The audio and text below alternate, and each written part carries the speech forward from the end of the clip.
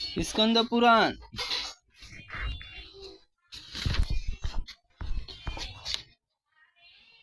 नर्मदा मत्स्य के संगम का महात्म्य। लोमेश महाराज बोले, उनका मूल्य समर्थ देने में हो तो जगत में अप्रिय पूजनीय गौवे दिव्य पूजनीय मानी गई है, अतः तुम उन मूल्य में रूप में गौवे ही दो। लोमेश जी का यह वचन सुनकर नाभाग मंत्री पुरोहित से बहुत प्रसन्न उठे, हर्ष में भरकर बोले, भगवान उठिए उठिए, मनुष्य आपके योग्य मूल्य प्रस्तुत कर दिया है, मैं आपको प्रसन्नता पूर्वक उठाता हूँ। राजन, उचित मूल्य देकर मुझे खरीदा है। मैं गौ से बढ़कर दूसरा कोई ऐसा नहीं देखता जो परम पवित्र पापों का नाश करने वाला हो। गौ की परिक्रमा करनी चाहिए, सदा उनके लिए वंदनीय है। गौए मंगल स्थान दिव्य, स्वयं ब्रह्मा जी ने दिव्य गुणों से विभूषित बनाया। इनके गोबर से ब्राह्मणों के घर देवता मंदिर शुद्ध होते हैं। गौ से बढ़कर अन्य किसी दवा बताए। गौ के मूत्र, गोबर, दही, घी और पांचों वस्तुएं पवित्र है, संपूर्ण जगत में पवित्र करती है। गाय ही मेरे लिए, गाय ही मेरे पीछे, गाय ही मेरे हृदय में, गायों का ही बद्ध निवास करूं।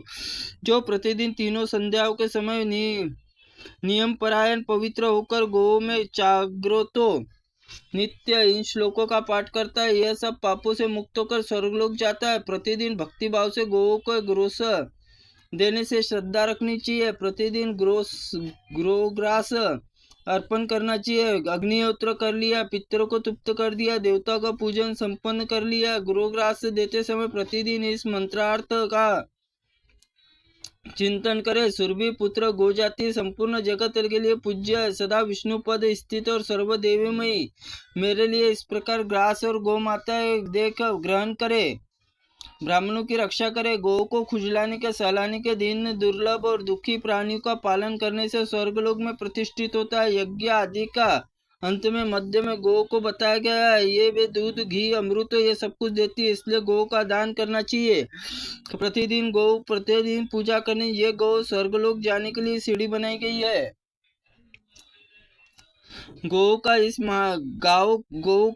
महात्मा सुनकर निषाद ने महाभाग आस्तमन जी को प्रणाम करके कहा, प्रभु, हमने सुना है कि साधु पुरुषों का संभाषण, दर्शन, श्रवण, दर्शन, कीर्तन सब पवित्र कहलाने। आप जैसे महात्मा का वार्तालाप किया, आप दर्शन भी कर लिया है, अब आपकी शरण में आए, आप हमारे ऊपर अनुग्रह कीजिए।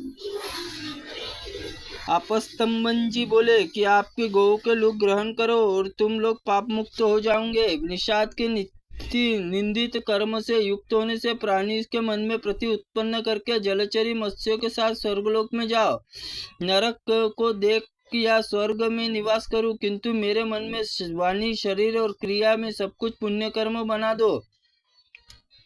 इसमें दुखांत प्राणी निक्षुभ गति को प्राप्त हो। तदनंतर शुद्ध चित्त महर्षि आपस्तंभ की सत्यवाणी प्रभाव से सभी मछलियां स्वर्गलोक चले गए और मछलियों के सहित उन मत्स्यजीवी निषादों के स्वर्ग गया हुआ देख मंत्री और सेवकों ने, राजा ने नाभाग को बड़ा विस्मय हुआ। इस प्रकार कल्याणमयी इच्छा रखने वाले पुरुषों को सदा संतों का, पवित्र जल वालों तीर्थों का सेवन करना चाहिए। इस जगत में एक क्षण के लिए उसका संग किया जाए तो वह निष्फल नहीं होता। साधु महात्माओं के पास बैठे उन्हीं के उत्तम कथा वार्ता के रहे। तदनंतर आस्तंभ मुनि ने महातेजस्वी लोमेश को नाना प्रकार के उत्तम पद सुनाकर राजा को बोध कराया। राजा ने परम दुर्लभ धर्मही बुद्धि धारण करके तत्पश्चात महर्षि राजा नाभाग प्रशंसा करते हुए बोले, ओहो राजेंद्र, तुम धन्य हो, क्योंकि तुम्हारी बुद्धि धर्म में तत्पर हुई है। मनुष्यों के लिए धर्म ही दुर्लभ है, विशेषतः राजाओं के लिए यह और भी दुर्लभ है। यही राजाओं के राज्य मत उत्तम तो के स्वधर्म परित्याग और उनसे बढ़कर कोई दूसरा नहीं हो सकता। धर्म ही ध्रुव है, सदा ही अटल रहने वाला। राज्य मोह रूप अथवा मोह का आश्रय है, वह स्थिर रहने वाला नहीं है, परंतु राजविषयक मोह होने पर नरक की प्राप्ति अत्यंत ध्रुव है। अतः विद्वान पुरुष को राज्य की निंदा करते विषयोलोलुप अविवेक और मनुष्य को राज्य की मान्यता देते हैं। मनुष्य पुरुष उसे सदा नरक तुल्य देखते हैं। अतः महाराज, आप भी अपने लिए सनातन गति को चाहते हैं तो तुम्हें भी मन में शोक, मोह और मद का स्नान कभी नहीं देना चाहिए।